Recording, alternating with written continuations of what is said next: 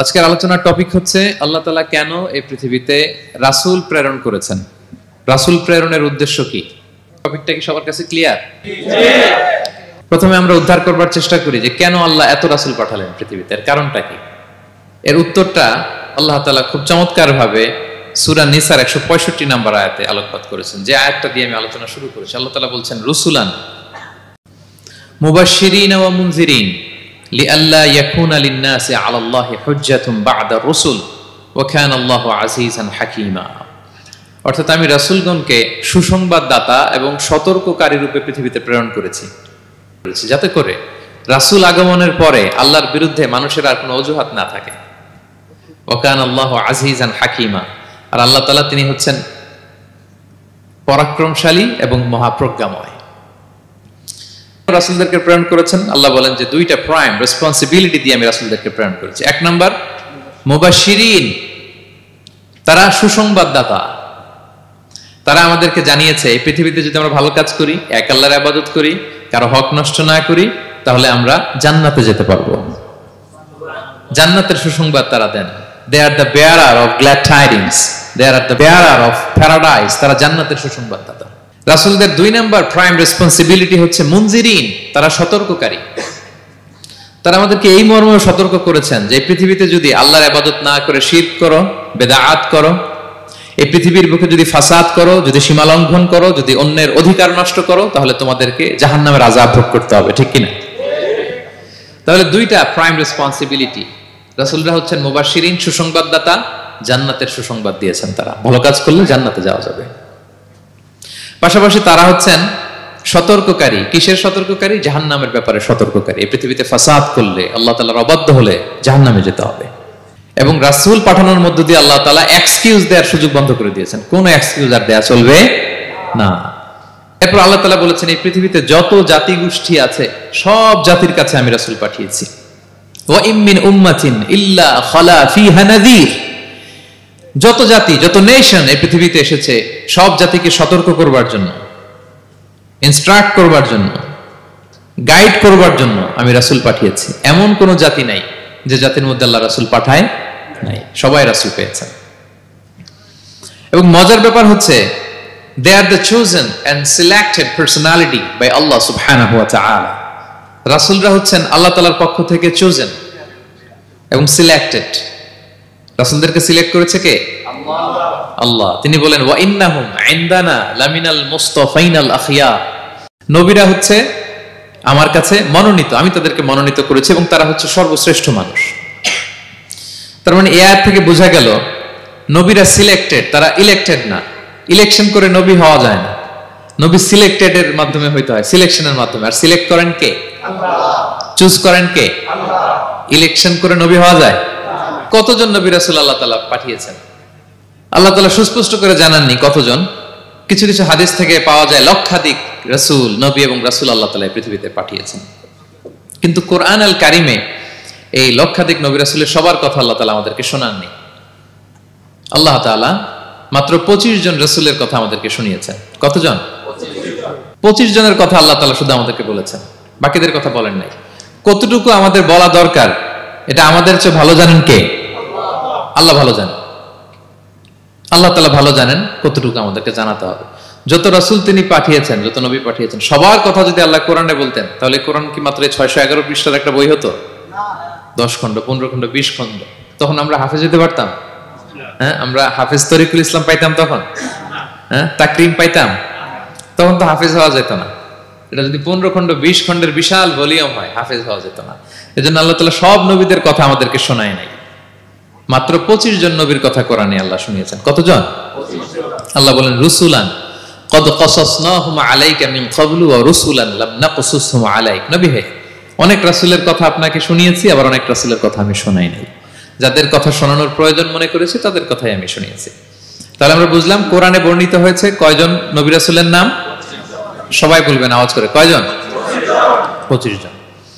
এবং এই 25 জন নবীর মধ্য থেকে 6 জনের নামে আল্লাহ 6টা সূরা ডেডিকেট করেছেন কোরআনে, 6টা সূরা উৎসর্গ করেছেন। সূরা ইউনুস, সূরা ইউসুফ, সূরা ইব্রাহিম, সূরা মুহাম্মদ, সূরা নূহ, সূরা হুদ।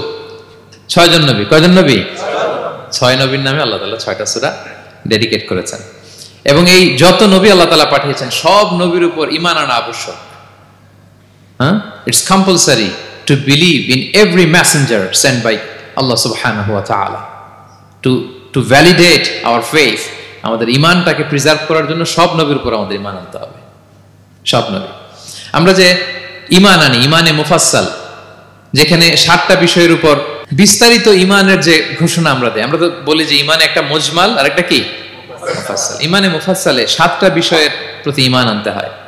আমানতু বিল্লাহি ওয়া মালাইকাতিহি ওয়া কুতুবিহি, তারপরে ওয়া রুসুলিহি, পাইছেন? ওয়াল ইয়াউমিল আখিরি ওয়া বিল কদরি খাইরিহি ওয়া শাররিহি মিনাল্লাহি তাআলা ওয়াল বা'সি বা'দাল মাউত। এই 7টা বিষয়ের উপর বিস্তর ঈমান আমাদেরকে আনতে হয়। এই 7টার মধ্যে রাসূলদের ব্যাপার আছে না নাই? রাসূলদের উপর ঈমান আনতে হবে। যদি না আনি তাহলে আরকানুল ঈমান পূর্ণ হলো না, আমার ঈমান পরিপূর্ণ হবে না। তাহলে রাসূলদের উপর পূর্ণাঙ্গ ঈমান আনা এটা আবশ্যক। এবং এই সকল নবী এবং রাসূলদের একটাই ধর্ম ছিল। ধর্মটার নাম কি? সবাই বলুন, কি নাম? সবার একটাই ধর্ম, সব নবীর একটাই ধর্ম। কারণ আল্লাহর কাছে মনোনীত ধর্ম কয়টা? একটা। ইন্নাদ দীনা ইনদাল্লাহিল ইসলাম, আল্লাহর কাছে মনোনীত একটাই ধর্ম, সেটা হচ্ছে ইসলাম। এই যে ইহুদি বলে, নাসারা বলে, এগুলো ধর্ম না, এগুলো বংশ, গোষ্ঠী, জাতির নাম অনুসারে নামকরণ করা হয়েছে। যেমন নাসারা এসেছে, ঈসা আলাইহিস সালামের মা মারিয়াম ফিলিস্তিনের নাসিরিয়া শহরে জন্মগ্রহণ করেছেন। নাসিরিয়া, ওইখান থেকে আসছে নাসারা। ইয়াকুব আলাইহিস সালামের 10 ছেলে, এই 10 ছেলের মধ্যে থেকে এক ছেলের নাম হচ্ছে ইয়াহুদা।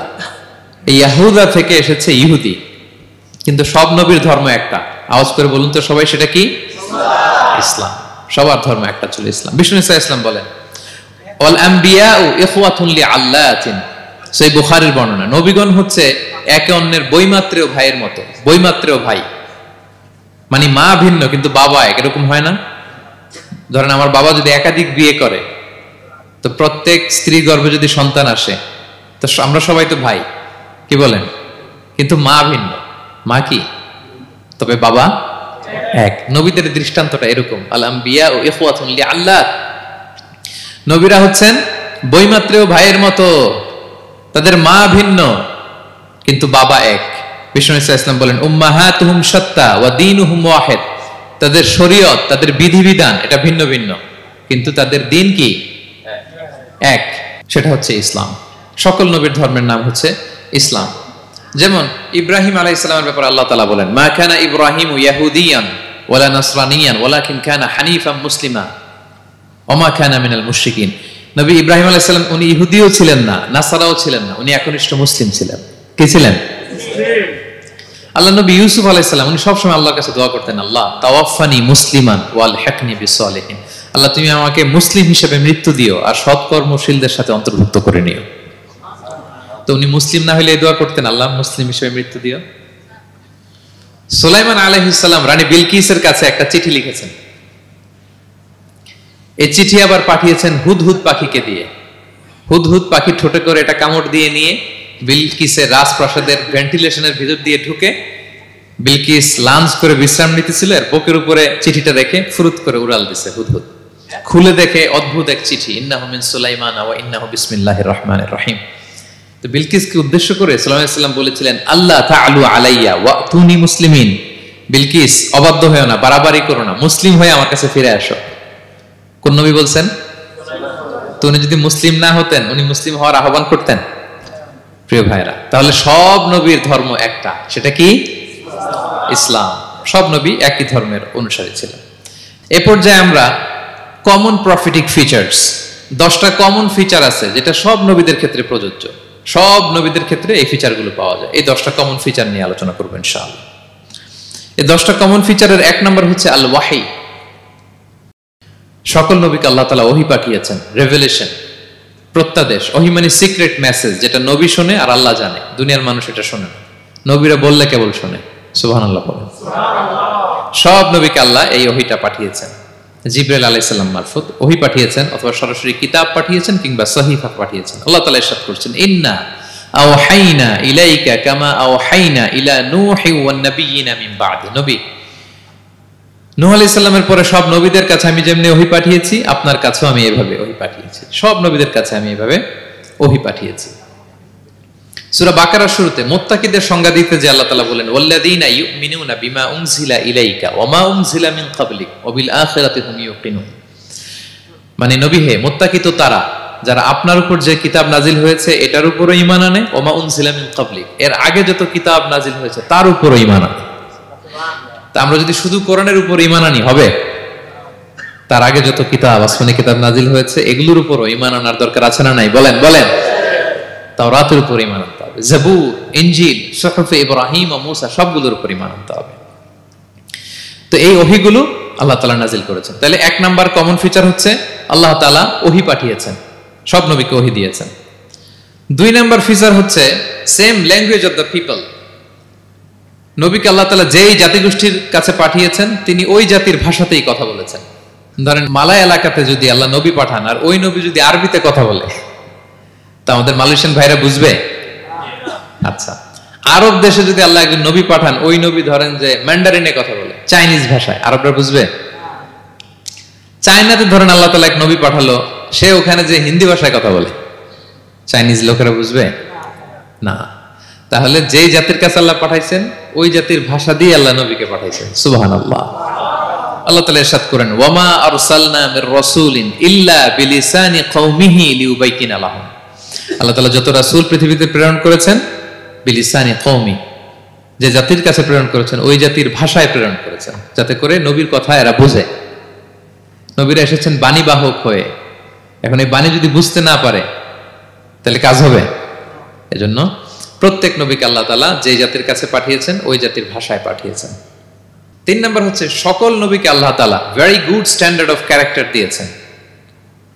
চারিত্রিক দৃষ্টিকোণ থেকে অতুলনীয় ছিল এক একজন নবী, পা থেকে মাথা পর্যন্ত কালো দাগ ফেলার মতো কিছু ছিল না। আল্লাহু আকবার। মাসুম ছিলেন। আহলুস সুন্নাহ ওয়াল জামাআর আকীদা হচ্ছে প্রত্যেক নবী ছিলেন মাসুম, কোনো গুনাহ করেন নাই, নিষ্পাপ প্রতিটা নবী। সর্বোত্তম চরিত্র দিয়ে আল্লাহ তাআলা, অনুপম চরিত্র দিয়ে আল্লাহ তাআলা তাদেরকে পাঠিয়েছেন। আল্লাহ তাআলা বলেন, ওয়া ইন্নাকা লাআলা খুলুকিন আযীম, and verily you are on a very good standard of character. নবী হে, আপনি চমৎকার একটা ক্যারেক্টারের উপর প্রতিষ্ঠিত। আপনার আচরণের মতো, ক্যারেক্টারের মতো আচরণ অতুলনীয়, পৃথিবীতে দ্বিতীয়টা খুঁজে পাওয়া যায় না, ঠিক কি না? কারণ নবীরা যদি মডেল হন, তাদের আচরণ যদি ভালো না হয়, তাহলে মানুষ কি তাদেরকে গ্রহণ করবে?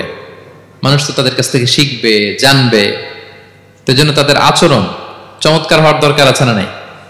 চমৎকার আচরণ, চমৎকার চারিত্রিক মাধুর্য দিয়ে আল্লাহ তাআলা পৃথিবীতে এক একজন নবীকে প্রেরণ করেছেন। সব নবীরা ভেরি গুড স্ট্যান্ডার্ড অফ ক্যারেক্টারের অধিকারী ছিল। 4 নম্বর হচ্ছে প্রত্যেক নবীকে আল্লাহ তাআলা মিরাকেল দিয়েছেন, মানে মুজিজা, as a proof of their prophethood. তাদের নবুয়তির প্রমাণ হিসেবে আল্লাহ তাআলা তাদেরকে মিরাকেল দিয়েছেন, মুজিজা। যেমন সালেহ আলাইহিস সালামকে আল্লাহ তাআলা মুজিজা দিয়েছিলেন। তার জাতির কাছে যখন তিনি দাওয়াত দিলেন, তারা বলল, সালেহ তুমি যে নবী এটা আমরা বুঝবো কি করে? এক শর্তে আমরা তোমার উপর ঈমান আনতে পারি। সাল্লাল্লাহু আলাইহি ওয়াসাল্লাম বললেন, কি শর্ত? বলতেছে, এই যে পাহাড় দেখো, এই পাহাড়ের ভেতর থেকে যদি একটা উট বের করো, 10 মাসের গর্ভবতী একটা উটটা বেরোবে, বেরোয় বাচ্চা দিবে, সাথে সাথে আমরা উটের দুধ দহন করে খাবো, এরপর আমরা ঈমান আনবো। চিন্তা করছেন কত শর্ত? পাহাড়ের ভেতর থেকে কি বের করে দেখাইতে হবে? উট। উনি আল্লাহর কাছে দোয়া করলেন, আল্লাহ বললেন কবুল। তবে কথা না শুনলে কিন্তু খবর আছে। বলছে ঈমান আনবে, ঈমান না আনলে কিন্তু খবর আছে। উনি দোয়া করলেন, আল্লাহ কবুল করলেন। পাহাড় বিদীর্ণ হয়ে একটা বিশাল আকৃতির উট বের হয়ে আসলো, 10 মাসের গর্ভবতী উট। মুহূর্তে এটা ডেলিভারি করলো একটা উটের বাচ্চা, এবং দুধ দিতে আরম্ভ করলো, ওলান ভর্তি দুধ। সবাই পেট ভরে দুধ খেলো। খাওয়ার পরে কয়, তুমি জাদুকর। খাওয়ার পরে সাল্লাল্লাহু আলাইহি ওয়াসাল্লাম কি বলে? You are a magician. তুমি জাদুকর, তুমি তো বড় ভেলকিবাজ সালেহ, তুমি পাহাড়ের ভিতরে ভেলকি ঢুকাই দিছো।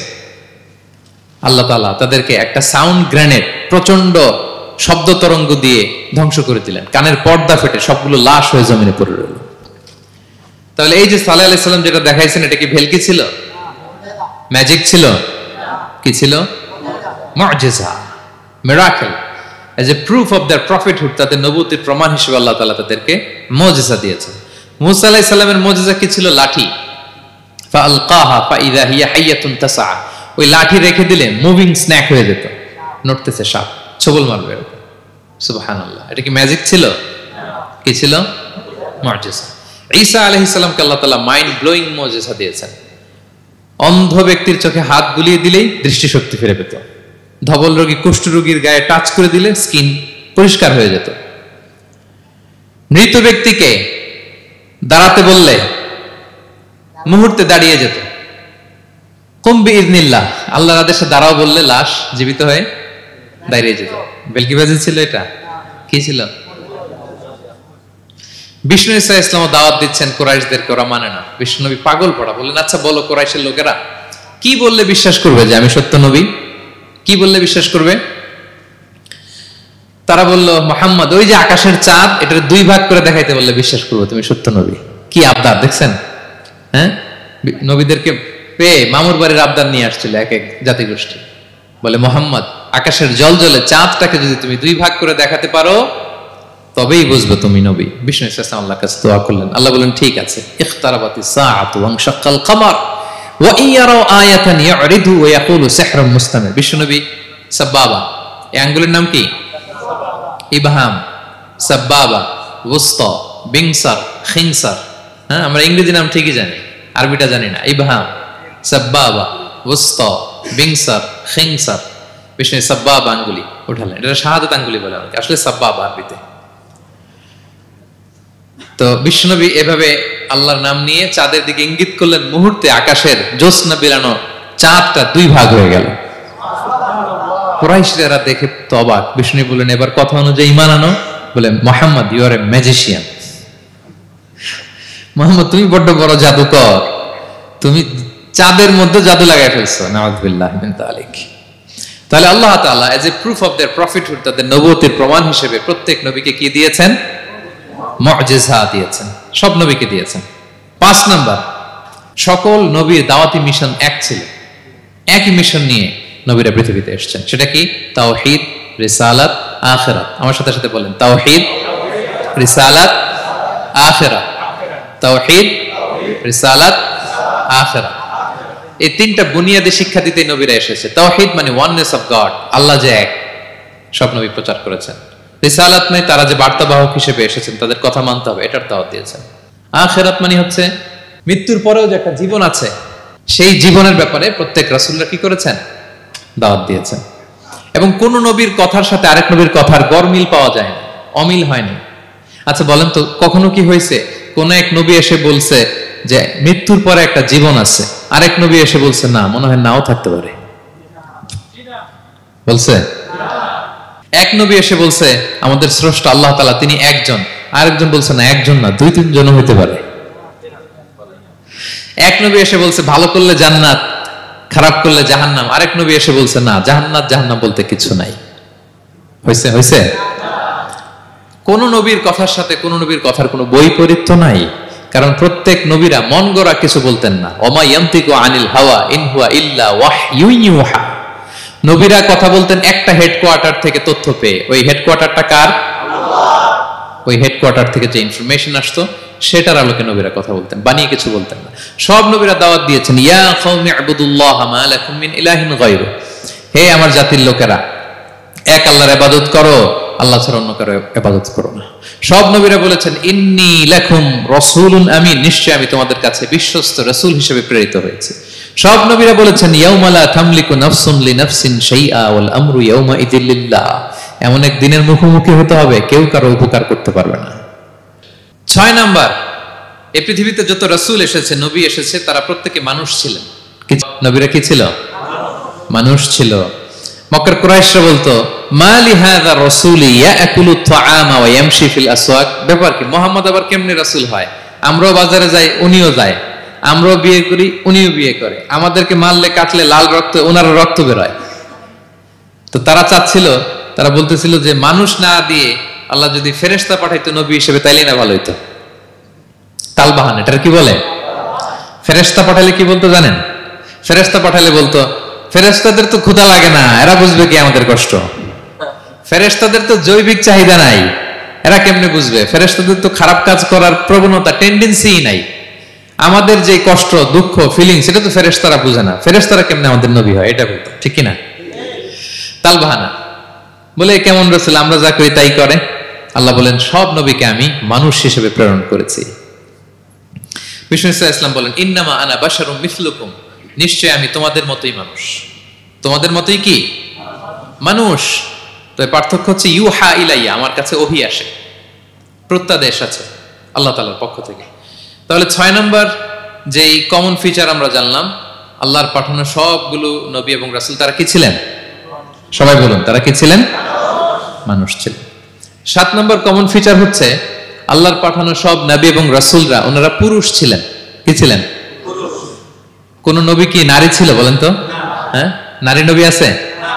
নাই। নবী হওয়ার জন্য ম্যাসকুলিনিটি শর্ত, পুরুষ হওয়া শর্ত। কারণ নবীকে অনেক বড় বড় জিনিসের নেতৃত্ব দিতে হবে, মাঝে মাঝে মিলিটারি তৈরি করতে হবে, লিডারশিপ লাগবে, যুদ্ধ পরিচালনা করতে হবে। নারীদের পক্ষে এটা সম্ভব? কঠিন। আমাদের বোনদের অনেক ধরনের দুর্বলতা আছে, তাদের মাসে কিছুদিন তারা আল্লাহর আদেশে অসুস্থ থাকে, ঠিক কিনা? পিরিয়ড তাদের চলে, ওই সময় সালাত পড়তে পারে না, অনেক প্রতিবন্ধকতা তাদের আছে। বাচ্চা যদি ধারণ করে পেটে 9 মাস, ওনারা অসুস্থ। শেষের মাসগুলোতে তো কঠিন জটিল অবস্থা। বাচ্চা ডেলিভারির পরেও 40 দিন ব্লিডিং আছে না নাই? তাহলে অনেক ধরনের জটিলতা আল্লাহ তাআলা ওনাদের দিয়েছেন। এজন্য আল্লাহ তাআলা নবুয়তের যে নবুয়তির গুরু দায়িত্ব, এটার জন্য আল্লাহ তাআলা পুরুষদেরকে সিলেক্ট করেছেন। আলহামদুলিল্লাহ বলেন। তাহলে যত নবী এবং রাসূল পৃথিবীতে এসেছিল ওনারা পুরুষ ছিল। আল্লাহ বলেন ওয়ামা আরসালনা মিন ক্বাবলিকা ইল্লা রিজালান নূহি ইলাইহিম, নবী হে মুহাম্মদ আপনার আগে যত নবী এবং রাসূলকে আমি পৃথিবীতে প্রেরণ করেছি তাদেরকে পুরুষ হিসেবে প্রেরণ করেছি, কোন নারীকে আমি নবুয়তের মর্যাদা দেই নাই। 8 নাম্বার, প্রত্যেক নবীকে আল্লাহ তাআলা একটা গ্রুমিং, একটা ট্রেনিং সেশনের মধ্য দিয়ে নিয়েছেন। সেটা কি? সেটা হচ্ছে সবাইকে আল্লাহ তাআলা শেফার্ড হিসেবে কাজ দিয়েছিলেন, রাখাল হিসেবে। পৃথিবীর সব নবীরা ছাগল চড়াতেন, সব, আদম আলাইহিস সালাম থেকে শুরু করে বিষ্ণু ইসা ইসলাম পর্যন্ত। সুবহানাল্লাহ পড়বেন না? বিষ্ণু ইসা ইসলাম বলেন মা বাআসাল্লাহু নাবিয়্যান ইল্লা রাআল গানাম, আল্লাহ এমন কোন নবী পাঠায় নাই যেই নবী ছাগল চড়ায় নাই। সব নবী। সাহাবারা অবাক হয়ে বললেন ওয়া আনতা ইয়া রাসূলুল্লাহ, হে নবী আপনিও ছাগল চড়িয়েছেন? বিষ্ণু বললেন হ্যাঁ, আমি তো অল্প কিছু পারিশ্রমিকের বিনিময়ে মক্কার লোকদের ছাগল চড়িয়ে দিতাম। সুবহানাল্লাহ। কেন সব নবীকে দিয়ে আল্লাহ ছাগল চড়ালেন? এই ট্রেনিং সেশন, গ্রুমিং সেশন কেন? কারণ ছাগলকে একসাথে বসানো কঠিন। এদেরকে যদি কেউ একত্রিত করতে পারে তাহলে এই জাতিকে, মানব জাতিকে একত্রিত করা তার জন্য একেবারে সহজ, পানি ভাত, ঠিক কিনা? এজন্য আল্লাহ এই মানব গোষ্ঠীর উপর লিডারশিপ কায়েমের আগে ছাগল চড়িয়েছেন। এবং যারা মরুভূমিতে ছাগল চড়ায়, যে শেফার্ড গুলো, যেই রাখাল গুলো, তাদের অনেক শক্তিশালী হইতে হয়। গায়ে শক্তি না থাকলে ছাগল চড়ানো যায় না, কিন্তু লাঠি নিয়ে হই হই করে পিছনে দৌড়াইতে হয়, নেকড়ের ছোবল থেকে ছাগলগুলোকে রক্ষা করতে হয়, বাঘ নেকড়ে এগুলো থেকে বাঁচাইতে হয়। তার মানে এটা করার মধ্য দিয়ে এই জাতিকে কিভাবে জাহান্নামের আগুন থেকে বাঁচাবে নবীদের ওই ট্রেনিং হয়ে যায়। সুবহানাল্লাহ। ছাগল এদিক ওদিক দৌড়াতে থাকে, এদেরকে যেমনি একত্রিত করতে হবে, নবীদের কাজ হচ্ছে মানব গোষ্ঠীকে ইউনাইটেড করা, একত্রিত করা। এজন্য আল্লাহ তাআলা মা বাআসাল্লাহু নাবিয়্যান ইল্লা রাআল গানাম, এই পৃথিবীতে এমন কোন নবী পাঠান নাই যেই নবীকে দিয়ে আল্লাহ তাআলা ছাগল চড়ান নাই। সব নবীর মধ্যে এটা কমন।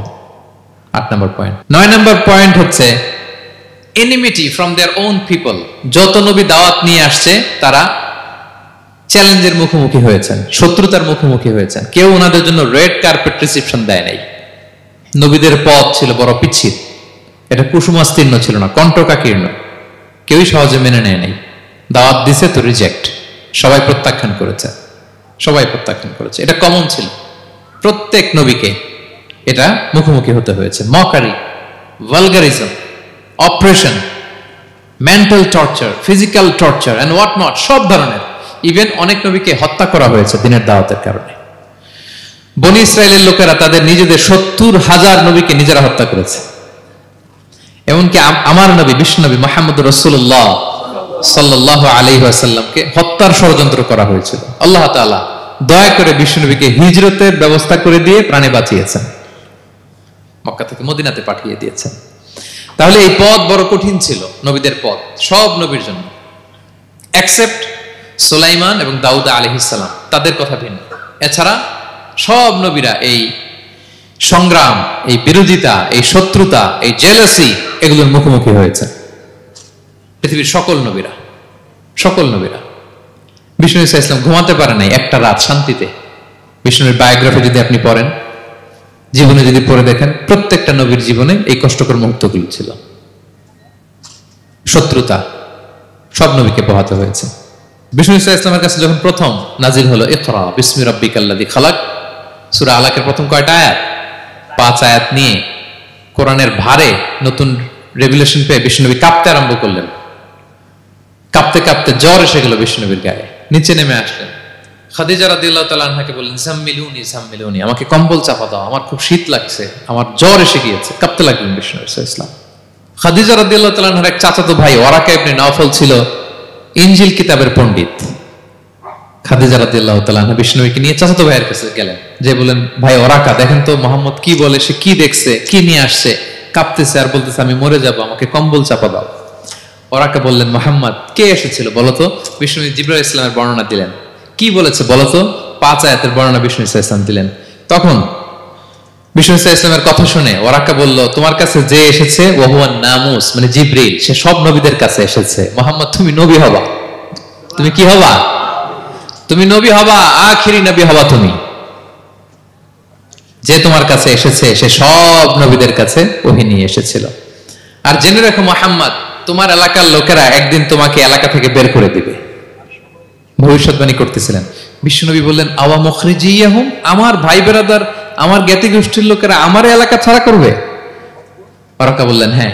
লাম ইয়াতি রাজুলুন কাত্তু বিমিসলি মা জিতা বিহি ইল্লা উদিয়া, তোমার মতো এরকম রিসালাতের দায়িত্ব নিয়ে যারাই কোনো জাতির কাছে এসেছে তাদের সাথে এরকম শত্রুতা করা হয়েছে। বিষ্ণু ইসলাম সেদিনের কথা শুনে, ওরাকার কথা শুনে অবাক হয়েছিলেন। তাহলে সব নবীদের ক্ষেত্রে 9 নম্বর কমন বৈশিষ্ট্য হচ্ছে তাদেরকে বাধার সম্মুখীন হতে হয়েছে। এখনো যারা নবীদের পথে চলবে বা চলে, তাদের জীবনে বাধা বিপত্তি আছে না নাই?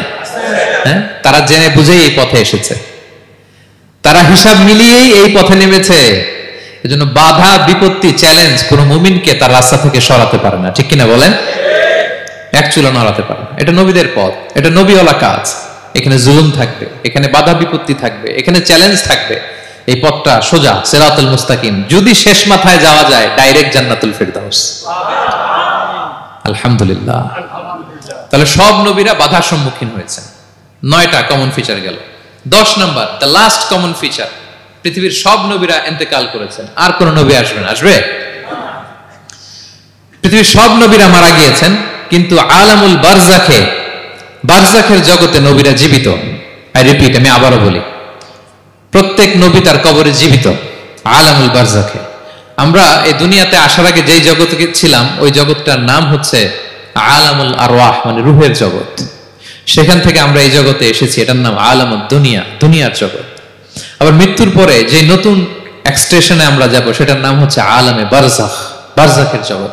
নবীরা ওই বারজাখের জগতে জীবিত। বিষ্ণু ইসলাম সুনানে আবু দাউদের হাদিসে বলেন যে, ইন্নাল্লাহা হাররামা আলাল আরদি আন তাকুলা আজসাদাল আম্বিয়া, আল্লাহ তাআলা এই জমিনকে, নবীদের দেহকে কনজিউম করাকে হারাম করে দিয়েছেন। মানে জমিনের জন্য নবীদের লাশকে পচিয়ে ফেলা, খেয়ে ফেলা হারাম। যত নবী যেখানে ইন্তেকাল করেছেন, তাদের পবিত্র দেহ মোবারক এখনো আগের মতো একেবারে, যখন মৃত্যুবরণ করেছিলেন তখন লাশটা যেমন তাজা ছিল, এখনো প্রত্যেকে তার কবরে এরকম তাজা লাশ নিয়ে শুয়ে আছে। প্রত্যেক নবী কবরে জীবিত। বিষ্ণু ইসলাম ওনার কবরে জীবিত। তবে এটা বারজাকি জগতে। এই দুনিয়াতে উনি যেভাবে জীবিত ছিলেন ওইভাবে না, বারজাকি জগতে জীবিত। আমরা যখন প্যারা নবীর উপর সালাম পৌঁছাই, দুরুদ পড়ি, প্রত্যেক ফেরেশতা, একটা ফেরেশতা আছে এই দুরুদগুলোকে নিয়ে বিষ্ণুবীর কাছে পৌঁছায়। আপনার বাবার নাম, আপনার নাম বলে ফেরেশতা বলে যে অমুকের ছেলে অমুক আপনাকে সালাম দিয়েছে। বিষ্ণুনবী কবর থেকে নিজে ওই সালামের উত্তর বলে, কারণ বিষ্ণু ইসলাম বারজাকের জগতে তিনি জীবিত। হায়াতুন নবী, বারজাকের জগতে তিনি জীবিত। আর এখানে বিষ্ণু ইসলাম বলেন, আল আম্বিয়া ও আহিয়াউন ফি কুবুরিহিম ইউসাল্লুন, নবীরা তাদের কবরে জীবিত, সেখানে তারা সালাত আদায় করে। নবীরা তাদের কবরে কি করে? সালাত আদায় করে। তাহলে এই 10টা হচ্ছে কমন ফিচার্স এবং প্রফিটস। সব নবীদের মধ্যে এই বিষয়গুলো পাওয়া যায়। সর্বশেষ পয়েন্ট হচ্ছে lessons from the life of the profits. এত নবী রাসূল যে আল্লাহ তাআলা আমাদের হেদায়েতের জন্য পাঠালেন, তাদের জীবনী থেকে আমাদের জন্য শিক্ষা কি? মার্সি, ওমা আরসালনাকা ইল্লা রাহমাতাল লিল আলামিন, I have sent you as a mercy for the entire universe. নবী হে, আমি আপনাকে গোটা বিশ্বের সবার জন্য রহমত করে প্রেরণ করেছি। তিনি মানুষের জন্য রহমত, তিনি প্রাণীর জন্য রহমত, তিনি পাখির জন্য রহমত, তিনি স্ত্রীদের জন্য রহমত, তিনি উম্মতের জন্য রহমত, তিনি তার ফলোয়ার সাহাবীদের জন্য রহমত। ঠিক কিনা? তিনি কত রহমতের নবী ছিলেন? বিষ্ণু ইসলাম কতটা রহমতের নবী ছিলেন? ছোট্ট একটা উদাহরণ দিয়ে শেষ করি। বিষ্ণু ইসলাম বলেন, লিকুল্লি নাবিয়িন দাওয়া মুস্তাজাবা। আল্লাহ প্রত্যেকটা নবীকে একটা করে দোয়ায়ে মুস্তাজাবা দিয়েছেন। মানে এমন দোয়া, এই দোয়া করতে দেরি কিন্তু দোয়া কবুল হতে দেরি হয়। সব নবীকে আল্লাহ বলছেন, এই নবীরা তোমাদের প্রত্যেককে একটা করে দোয়া করার সুযোগ দিলাম এই দুনিয়াতে, এবং দোয়াটা করার সাথে সাথেই কবুল করে ফেলবে। বিষ্ণু বলেন, লিকুল্লি নাবিয়িন দাওয়া মুস্তাজাবা। সব নবীরা একটা করে দোয়া মুস্তাজাব পেয়েছেন, দাআউ বিহা, আর নবীরা ওই দোয়াটা দুনিয়াতেই করে ফেলছে। সব নবীর ওই স্পেশাল দোয়া যেটা করলেই কবুল, ওটা সব নবীরা কি করছে? দুনিয়াতেই করে ফেলেছে। কিন্তু বিশ্বনবী বলেন, ওয়া ইন্নী আখতাবিউ দাওয়াতি শাফাআতান লি উম্মতি ইয়াউমাল কিয়ামা। আমি আমার সেই দোয়াটা এই দুনিয়ার বুকে অন্যান্য নবীদের মতো করি নাই। আমি আমার দোয়াটা আমার গুনাহগার উম্মতের জন্য কিয়ামতের কঠিন দিনে তারা যখন মুসিবতে পড়ে যাবে, ওই মুসিবত থেকে বাঁচার জন্য ওই দোয়াটা আমি আমার উম্মতের জন্য রেখে দিয়েছি। ওয়া ইন্নী আখতাবিউ দাওয়াতি শাফাআতান লি উম্মতি ইয়াউমাল কিয়ামা। সব নবীরা এই দোয়াটা করেছে, দুনিয়াতেই কবুল হয়ে গিয়েছে। কিন্তু বিষ্ণু বললেন, আমি চাইলে এই দোয়াটা করতে পারতাম।